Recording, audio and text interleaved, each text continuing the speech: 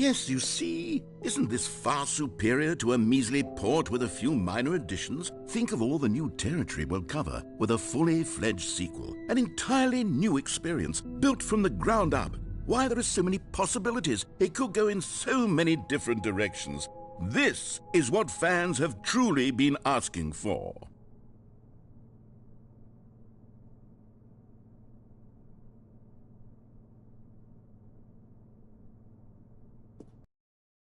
Get the Stanley Parable 2 with an Ultra Deluxe, don't you think? Ultra Deluxe? What does it even mean? But the Stanley Parable 2, now that's an artistic statement right there.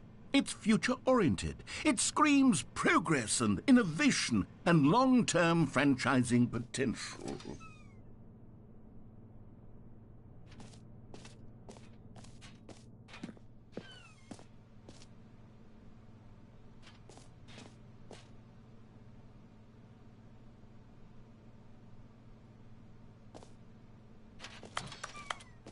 Now, to be clear, I haven't quite nailed down what exactly the Stanley Parable 2 is going to be, but let's take a look at some of the features I've been developing for it. I figure that if I can loosely organize a handful of interesting concepts, that surely the game will sort of naturally spring up around them. It'll all work itself out. Game development is much more of a fuzzy magic than anything scientific or logical, really.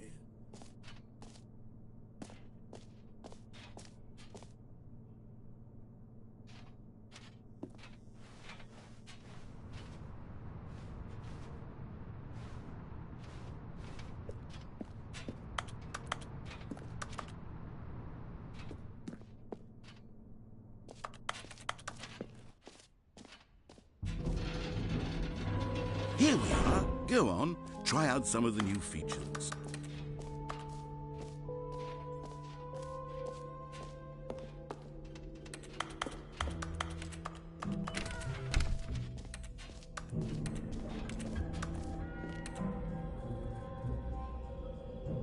Wait, there are 2 buckets here. How did you get a second bucket? Oh no, the warmth and comfort of a single bucket is already so great, so buckets, there's no telling. Stanley, can you still hear me? Are you with me? Stanley! Oh, thank God, I didn't lose you. Stanley, the power of 2 buckets was too much. I had to destroy both of them. I know how much the bucket meant to you, but I couldn't take the risk. I hope one day you can forgive me.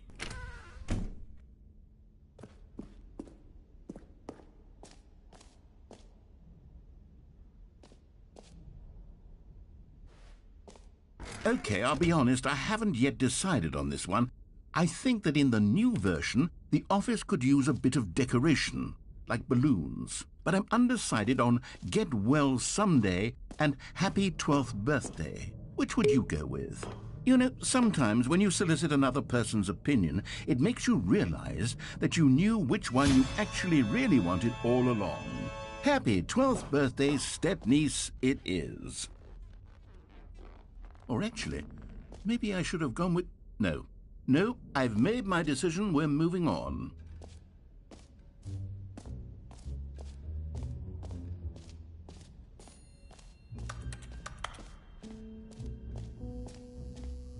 Now, here's something special. You remember that broken test trophy that got left in the game on accident?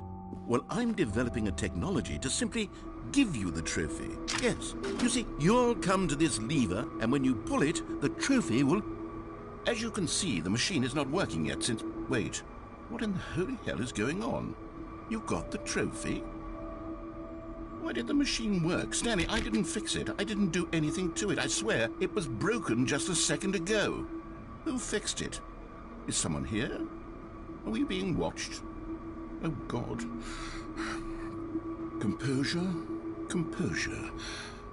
Yes, as you can see, the machine is working as normal, as I intended. It truly speaks to the awe-inspiring magic of the Stanley Parable 2. Breathe. Just breathe.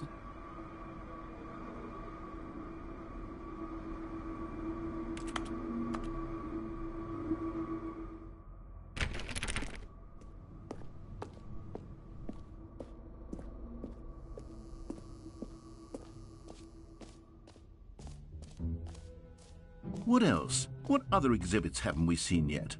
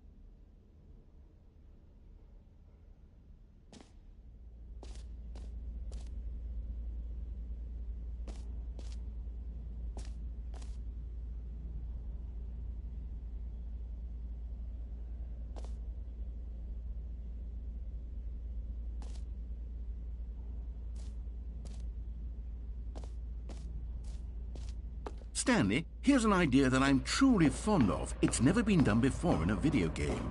This is, in fact, a hole that you can fall down forever. That's right. Infinite falling. You can fall until the end of time, if you like. A stunning leap forward for video games as a medium. You see, isn't it wonderful? One of my more ingenious concoctions, if I do say so. Now then, since you've gotten to see the infinite hole, you can press the teleport button to pop back up to the top, and we can continue onward. Now, I don't mean to be a bummer, but I do recommend you use the teleport button to go back to the top. Maybe do it on the sooner rather than later spectrum of things.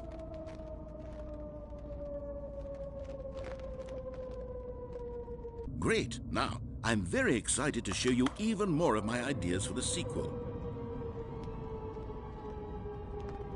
Okay, and I guess we're back in the hole now. Did you really need to see it again? I don't know what else there is to say, Stanley. It's an infinite hole. It's exactly what you're doing right now, but forever.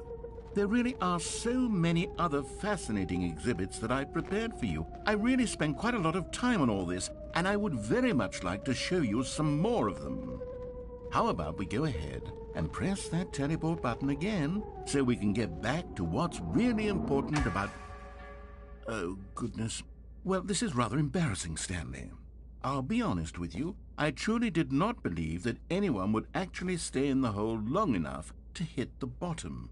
Yes, I know, I told you the hole was infinite, but come on. Who actually wants to fall forever? The hole was plenty deep. It was more than deep enough, in my opinion. Maybe it's you who likes falling too much. Maybe you're the... Look, things got a little heated there. I think we both said some things we didn't mean. Why don't we just put all this behind us and agree to just call the hole mostly infinite? If that works for you, then go ahead and press the teleport button to warp up to the top of the hole and we can move on. I'll just be up here when you're ready.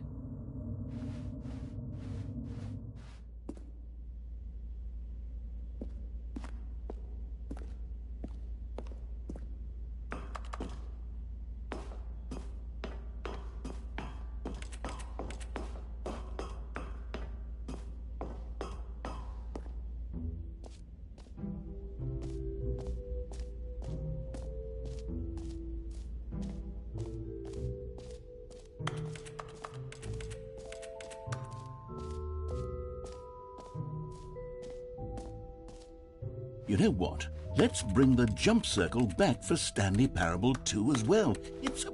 Oh, wait. You already spent all your jumps the first time we saw the jump circle? Oh well. I suppose it can just be a nice decorative piece then.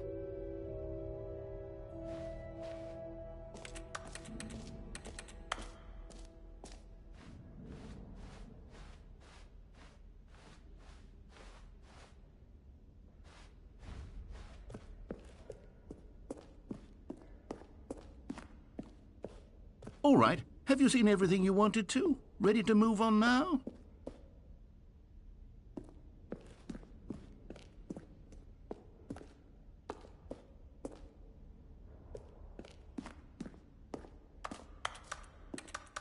So, Stanley, what do you think? Do you like all of the new features? Yes, I know it's not exactly clear yet how exactly these features will come together as one single coherent video game, but I can feel it in my soul. It's going to work. There's definitely a good game in there somewhere. Say, let's do an experiment. I'll arrange these new features together, and we'll see whether or not it coheres into a meaningful gameplay experience.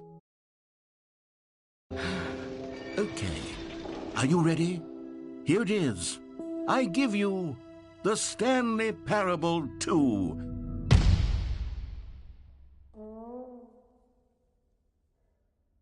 I mean, there's potential here, right? It's sort of... Okay, never mind. Hold on, let me do a different arrangement. Okay, yes, this is much better. I feel good about this. Here we go. Version 2. Who am I kidding, Stanley? This isn't a coherent video game at all. It's a lot of gags.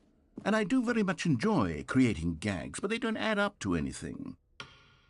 I wanted more than anything to create a sequel that would capture all the magic of the first game. I wanted fans to love it. No matter how good these gags are, they won't stand on their own. They would need the structure and the gameplay of the original. Wait, maybe that's it. I can take the original Stanley Parable and simply, well, insert a few of my new features into it. Tastefully, of course. With respect. With care for the vision and integrity of the original game. Would it possibly work? I suppose it could. But it would need a really, really tremendous title screen. A title screen that says with bold and uncompromising conviction, "This is the Stanley Parable 2. Let me see if I can whip something up. All right, perfect. Go ahead. Take a look.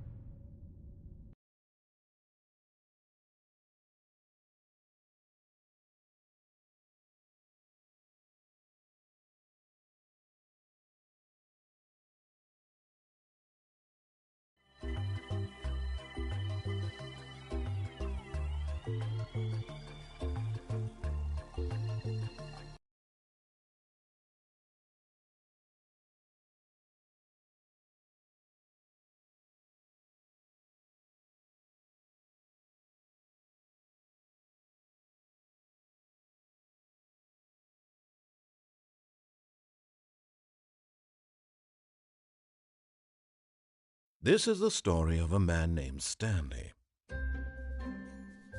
Stanley worked for a company in a big building where he was employee number 427. Employee number 427's job was simple. He sat at his desk in room 427 and he pushed buttons on a keyboard. Orders came to him through a monitor on his desk, telling him what buttons to push, how long to push them, and in what order.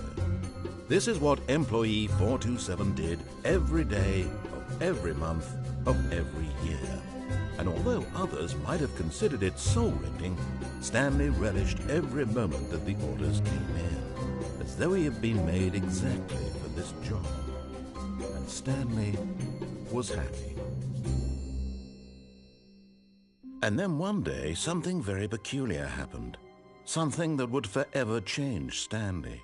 Something he would never quite forget. He had been at his desk for nearly an hour when he realized that not one single order had arrived on the monitor for him to follow. No one had showed up to give him instructions, call a meeting, or even say hi. Never in all his years at the company had this happened, this complete isolation. Something was very clearly wrong. Shocked, frozen solid, Stanley found himself unable to move for the longest time. But as he came to his wits and regained his senses, he got up from his desk and stepped out of his office. All of his co-workers were gone. What could it mean? Stanley decided to go to the meeting room. Perhaps he had simply missed a memo. No matter how hard Stanley looked, he couldn't find a trace of his co-workers.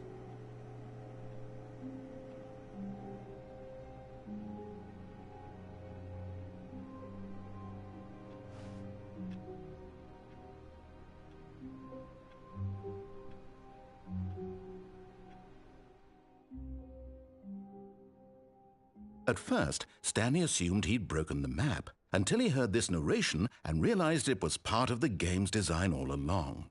He then praised the game for its insightful and witty commentary into the nature of video game structure and its examination of structural narrative tropes. So, now that you're here, what do you think? Isn't this a fun and unique place to be? Why don't we take a minute just to drink it all in? Okay, I'm over it now. What do you think? Are you sick of this gag yet? Well, I don't know how to say this politely, but you could literally just restart the game any old time you want, like right now. You could have done it just then. Now would also be an appropriate time to quit. Any of these points and so many, many more, all of them are appropriate. I'm enjoying what seems to be an internal conflict going on where you are literally unable to act on your own desires to restart the game. So, just to push the envelope, I'm going to try and make this as miserable as possible and see how long you can maintain. There once was a man named Stanley, who people considered so manly. But the truth must be told, he was not very old and was quite particularly gangly. What Stanley liked most was buttons. He pushed them like some kind of glutton. He did it all day in a meaningful way, but his brain had long ceased to function. Which is why he is in this parable and lives an existence quite terrible. And if you are not strong and keep playing along, you too will become quite unbearable. Yes. You too will become quite unbearable.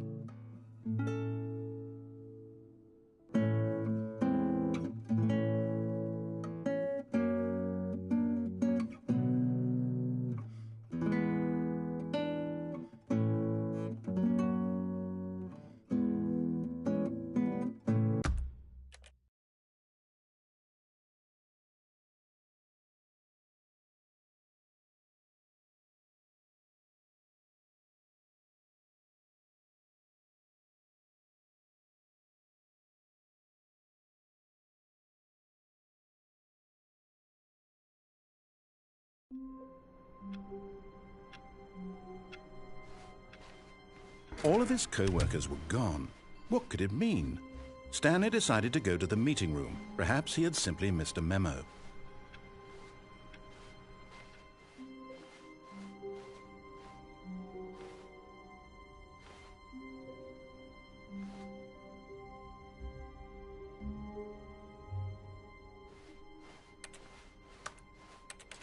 When Stanley came to a set of 2 open doors, he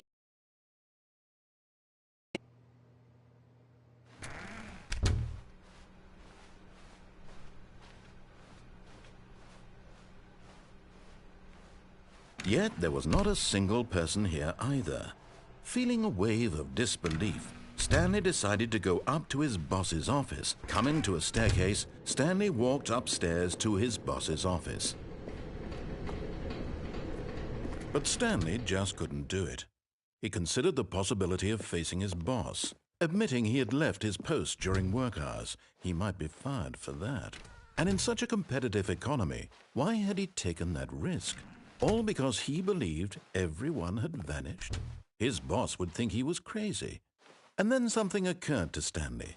Maybe, he thought to himself, maybe I am crazy. All of my co-workers blinking mysteriously out of existence in a single moment for no reason at all? None of it made any logical sense. And as Stanley pondered this, he began to make other strange observations. For example, why couldn't he see his feet when he looked down? Why did doors close automatically behind him wherever he went? And for that matter, these rooms were starting to look pretty familiar. Were they simply repeating? No, Stanley said to himself, this is all too strange. This can't be real. And at last, he came to the conclusion that had been on the tip of his tongue. He just hadn't found the words for it. I'm dreaming, he yelled. This is all a dream. Oh, what a relief Stanley felt to have finally found an answer, an explanation. His co-workers weren't actually gone. He wasn't going to lose his job. He wasn't crazy after all. And he thought to himself, I suppose I'll wake up soon. I'll have to go back to my boring real-life job pushing buttons. I may as well enjoy this while I'm still lucid. So he imagined himself flying and began to gently float above the ground. Then he imagined himself soaring through space on a magical starfield, and it too appeared. It was so much fun, and Stanley marveled that he had still not woken up. How was he remaining so lucid? And then perhaps the strangest question of them all entered Stanley's head. One he was amazed he hadn't asked himself sooner.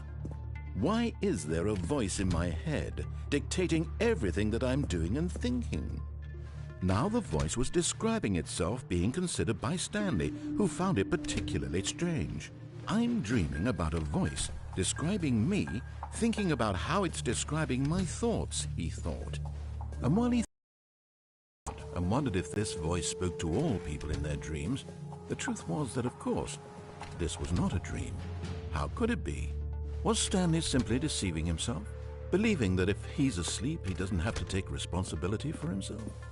Stanley is as awake right now as he's ever been in his life. Now, hearing the voice speak these words was quite a shock to Stanley. After all, he knew for certain, beyond a doubt, that this was in fact a dream. Did the voice not see him float and make the magical stars just a moment ago? How else would the voice explain all that? This voice was a part of himself too. Surely, if he could just... He would prove it. He would prove that he was in control, that this was a dream. So he closed his eyes gently, and he invited himself to wake up. He felt the cool weight of the blanket on his skin, the press of the mattress on his back, the fresh air of a world outside this one. Let me wake up, he thought to himself. I'm through. It to be over. Let me go back to my job. Let me continue pushing the buttons. Please, it's all I want. I want my apartment and my wife and my job. All I want is my life exactly the way it's always been. My life is normal. I am normal. Everything will be fine. I am okay.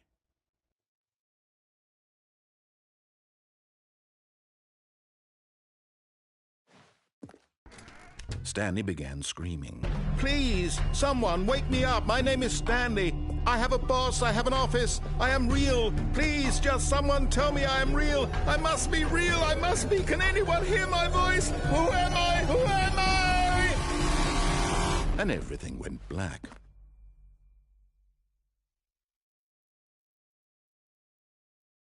This is the story of a woman named Mariella. Mariella woke up on a day like any other. She arose, got dressed, gathered her belongings, and walked to her place of work. But on this particular day, her walk was interrupted by the body of a man who had stumbled through town talking and screaming to himself, and then collapsed dead on the sidewalk. And although she would soon turn to go call for an ambulance, for just a few brief moments, she considered the strange man. He was obviously crazy. This much she knew. Everyone knows what crazy people look like. And in that moment, she thought to herself how lucky she was to be normal. I am sane.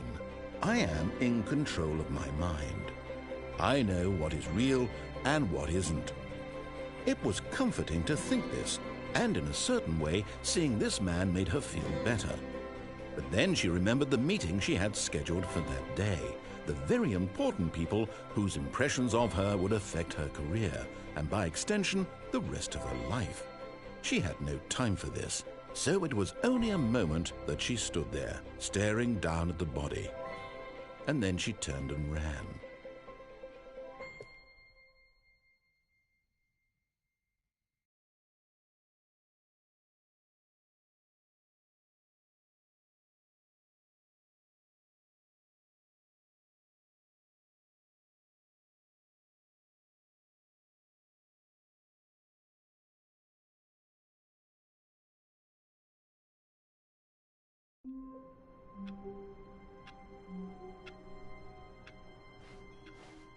All of his co-workers were gone. What could it mean? Stanley decided to go to the meeting room. Perhaps he had simply missed a memo.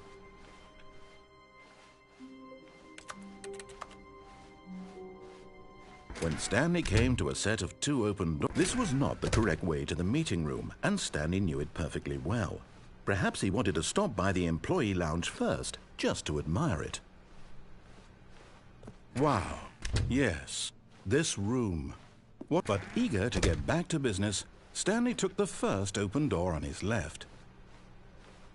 And so he detoured through the maintenance section, walked straight ahead to the opposite door, and got back on track. Yet there was not a single person here either. Feeling a wave of disbelief, Stanley decided to go up to his boss's office, hoping he might find... Coming to a staircase, Stanley walked upstairs to his boss's office.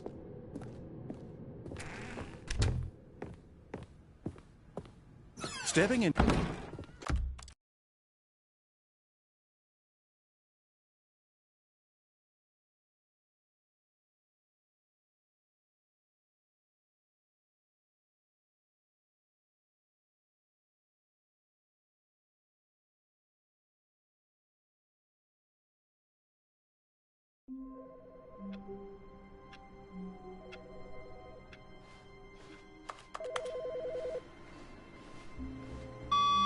Good morning.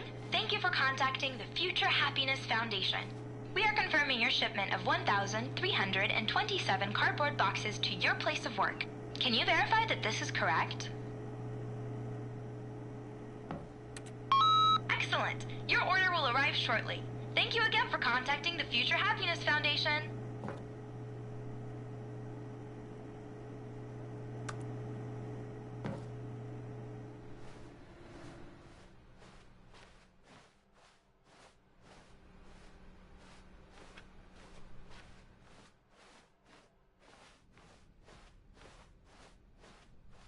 When Stanley came to a set of 2 open doors...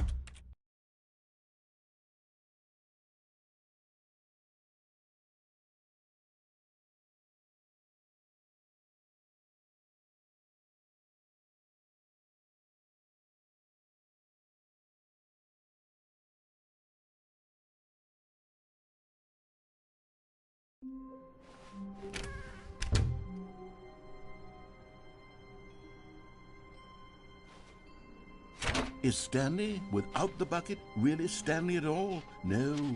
Stanley clutched the bucket tightly to his... This was not the correct way to the meeting room, but Stanley had felt the bucket calling to him, telling him that the employee lounge was simply the place to be. And here it was. Had the bucket turned out to be correct? Was this better than the meeting room? Yes, Stanley thought to himself. Yes, perhaps it truly was. How insightful the bucket turned out to be. No, never mind. The bucket was wrong. Stanley took the door on his left to go back to the meeting room. No, said the bucket. don't go to the meeting room. Go somewhere else. The cargo lift, yes. Good, said the bucket. Now ride the lift all the way to the top. There's something up there I need you to do. Stanley did not question why or how this bucket was speaking to him. It should have alarmed him, of course, because buckets can't talk. But Stanley chose not to think about this obvious fact. He was firmly convinced that the bucket had spoken to him, and he unthinkingly did whatever the bucket asked. In here, said the bucket. Go into this dark room over here. Stanley once again obeyed blindly.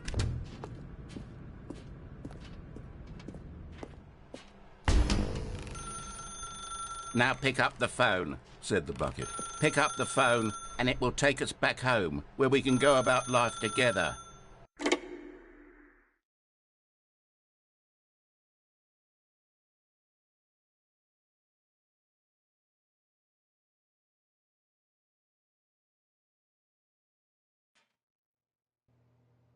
This is the sad story of a man named Stanley and his bucket. Once upon a time, I gave Stanley a bucket because I thought he was lonely and could use a friend. And then, very distressingly, he began to believe the bucket could speak to him.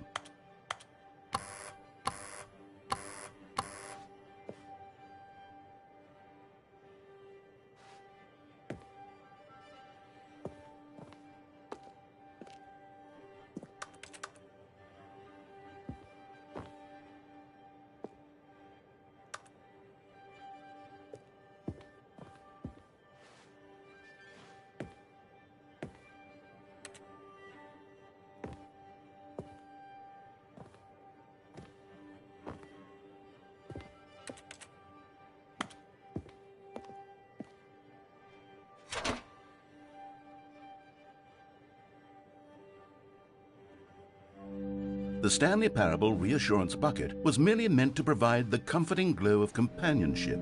It doesn't literally talk and give you orders. Whatever Stanley is hearing the bucket say to him is just in his head. Lately, I've been concerned about him. Wouldn't you be concerned as well? To see him delusional like this, obsessing over an inanimate metal object? I want to say something to him, but I don't know how I can convince him. I don't know if he'll listen to me.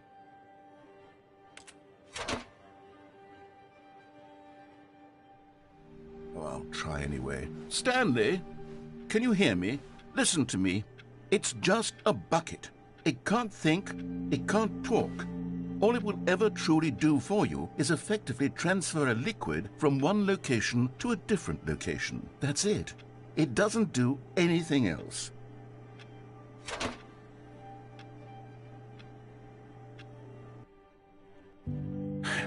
You see, he's not listening. He's still taking orders from the bucket.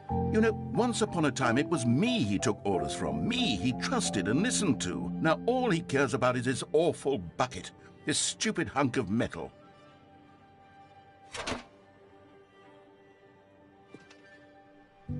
It's sad, but I suppose he doesn't need me anymore. From now on, he's just going to cling to this bucket, this cold, empty bucket, this sort of shiny bucket. Well, I'll give it this. The bucket does have a nice shine to it.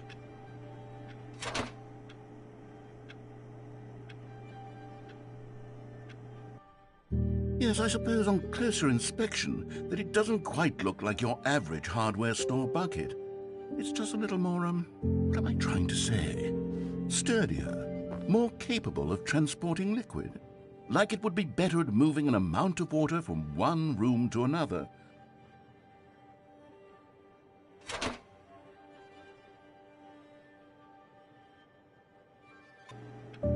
my God, what am I saying?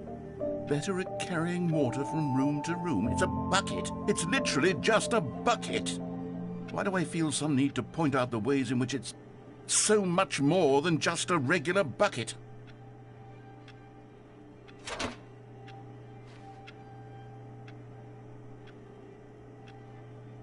Oh no, I'm having feelings for the bucket. No, no, no, no, no, no, no, no. What's going on? Why do I want to be with the bucket? Hear what the bucket has to say. Do anything it asks. What's wrong with me? I don't understand. Perhaps if I had the bucket, this would be less confusing. Yes, the bucket could tell me what to do in this troublesome situation. Stanley, give me the bucket. Give it to me. Give me the bucket, Stanley. I need it.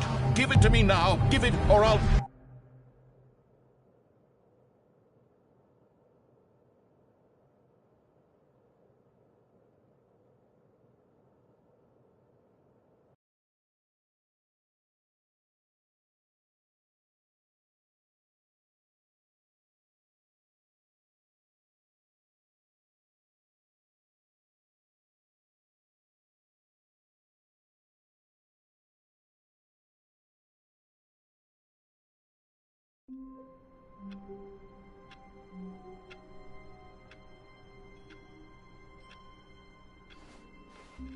All of his co-workers were gone.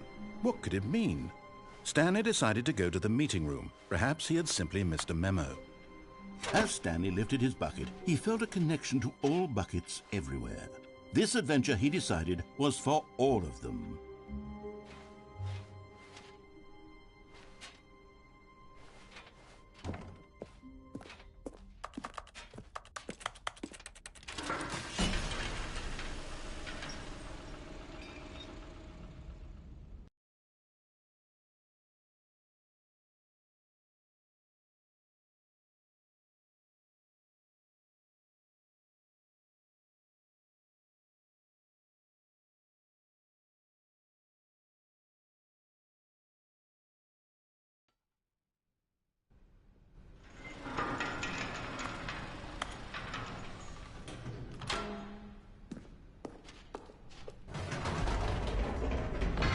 You see, Stanley, I've been reflecting